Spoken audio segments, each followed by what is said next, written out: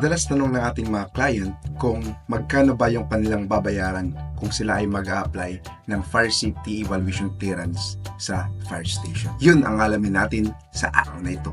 Ang Fire Safety Evaluation Clearance ay prerequisite to grant the building permit from the Office of the Building Official. Under Section 1 of Rule 12, Paragraph B, 0.1% of the total or the verified estimated value of the building or structure to be constructed from the owner thereof, but not to exceed 50,000 pesos. So at least 50% of the payment to be paid, babayaran niya prior to the issuance building permit, and the balance after the final inspection prior to the issuance of occupancy permit.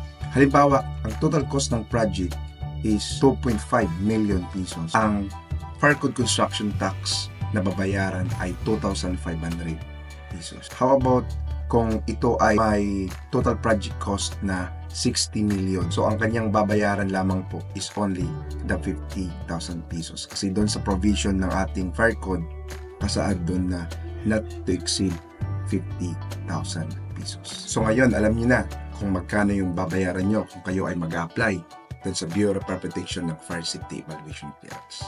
For more videos and updates, please follow my FB page. Thank you.